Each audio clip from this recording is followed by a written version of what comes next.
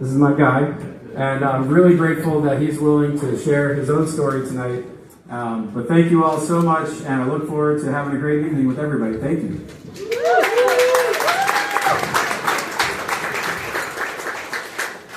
Good evening, everyone. My name is Arthur Tisdale. I've been a member of B'more Clubhouse for 11 years. Tonight, I'd like to tell you a little about my story and how B'more Clubhouse saved my life. I struggled with mental illness all my adult life. The first time I heard voices, I was about 17 or 18 years old. This led me to using drugs to cope. I've been in and out the hospital, and it's really been up and down, but as long as I took my medication, I was good. In 2014, I got divorced and I started using drugs again. This led me to stop taking my medication, and I started hearing the voices again. They was destructive voices. This made me suicidal and homicidal. Of course, I didn't want to hurt myself or anyone else, so I went back to my psychiatrist, Dr. Blue, to get back on my medication. She referred me to She referred me to therapy, and I got a nice therapist. She also referred me to the B'more Clubhouse. I came to the clubhouse for a tour. I was impressed. It wasn't like it was a very good day program. I had been in programs before, but they were nothing like this. At the clubhouse, members were all doing something, not just sitting around and passive consumer of service. I quickly jumped right in. On my first day, I helped to cook lunch on a grill. Already my skills was being utilized. I felt valued, and I kept coming back, getting involved in as much as I could. It was better use of time to be active, to be part of a community. I was giving support and getting it back. The clubhouse eventually moved into a large space on Franklin Street in Mount Vernon. I was very involved in helping to get things set up. In the space. I remember painting. Jason said, "Do you know how to paint?" I said, "Yes. I know how to do everything with home improvement. Ain't a problem." We did everything together. I even put up a big screen TV on the wall. We didn't need to pay no one else to come to do that. Ain't a problem. I love participating in the clubhouse social events, especially the luau. I helped to cook the whole menu and had a lot of fun. We settled in a new space at the time, and then I took leadership in a new initiative at the clubhouse. The Dual Recovery Anonymous group, running this group helped me to get clean and focus while also helping other members. But also it led me to a new career path. I decided to go back to school again. I studied addiction counseling. I wanted to get my associate degree. I started attending school, and the clubhouse supported me with my classwork. Over time, I was coming to the clubhouse less, but I remember what they said, once a member, always a member.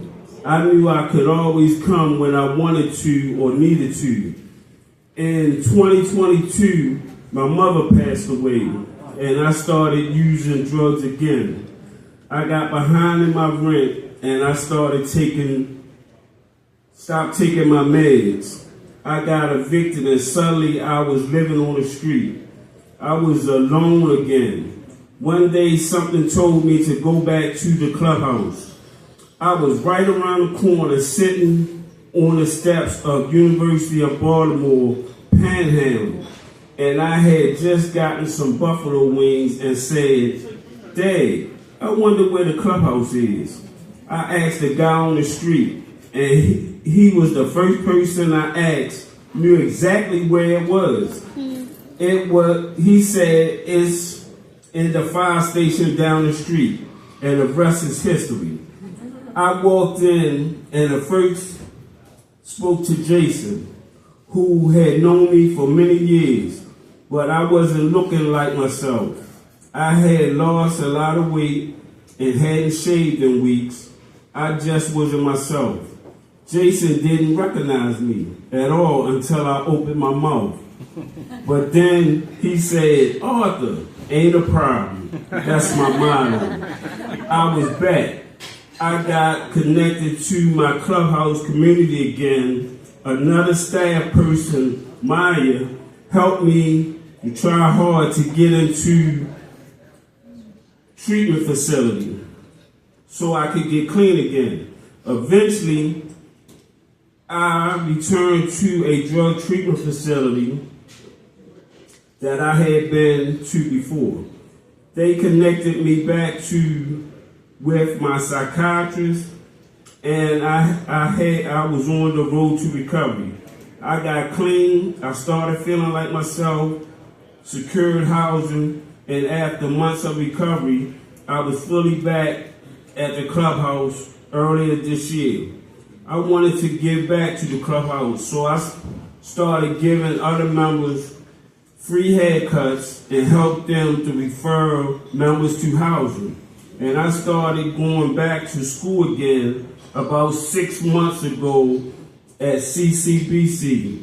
I'm in my second semester of school and I'm doing very well. I come into the clubhouse 2 or 3 times a week, sometimes more. Morgan helps me with my homework.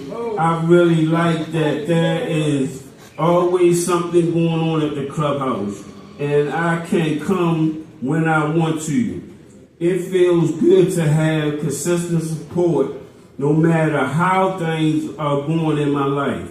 Again, once you're a member, you're always a member for life.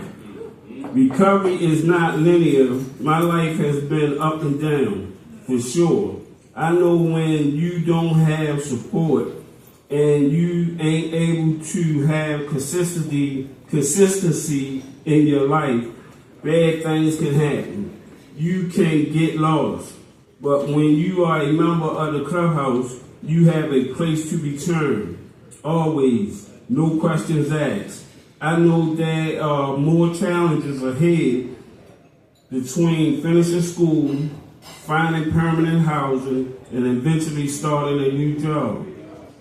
I know not everything is going to be as smooth as I wish, but I feel ready and to take on a challenge. I feel equipped, and I know the clubhouse has my back. I want to thank all the staff at the clubhouse for everything that they have done for me, the staff here today, and the staff that have moved on. Without their support, I don't know where I would be today. Thank you.